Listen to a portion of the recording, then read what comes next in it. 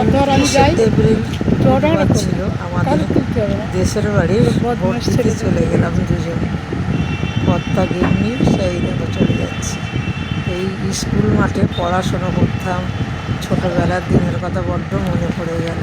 তারপরে চলে যাচ্ছি আমাদের পুকুর ধারে, দেখো কত গাছ, কত সুন্দর দেশের বাড়ির, মানে ওইখানে আমার বাপের বাড়িও আছে, ও পাড়ায় আবার যাব।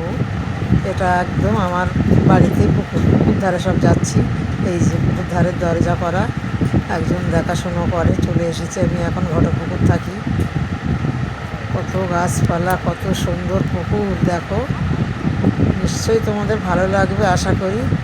গ্রামের পদ্ধতিটা কত সুন্দর, দেখো খুব ভালো লাগছে। আর তোমাদের যদি একটু ভালো লাগে একটু জানাবেন। দেখো আমাদের সানের পুকুর, সান বাঁধানো পুকুর, সব ফেলে চলে এসেছি, মনের স্মৃতি সব কিছু ওর মধ্যে জড়িয়ে আছে গো। এই পুকুর থেকে স্নান করে ভরা বালতি করে জল নিয়ে আসতাম বাড়িতে, সেই সবগুলো এখন ভীষণ মনে পড়ে, খুব কষ্ট হয়। কিন্তু আমি এখন চলে এসেছি তো, দেশের সব কিছু মনে পড়ে, সবাই ভীষণ ভালোবাসে, সবার কাছে গেলে ভালোবাসা পাই। এই যে আমার কর্তা, আমি গাছে এত জামরুল হয়েছে, একদিন থাকে দাদাভাইকে পেরে রাখ, আমরা যাবো, পারিনি, ওপর থেকে পারছে, নিচে পড়ছে, জামরুল গায়ে দাগ হয়ে যাচ্ছে, থেতো হয়ে যাচ্ছে। তা যাই হোক, অনেক জামরুলও পারলাম, কতটা জানি না, সেই কি সুন্দর জামরুল দেখো।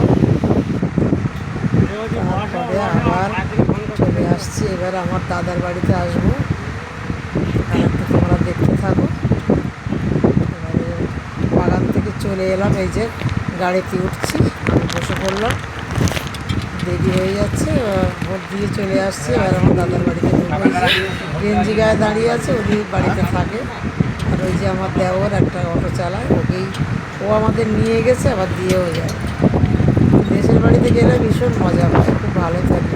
তোমরাও ভালো থাকো।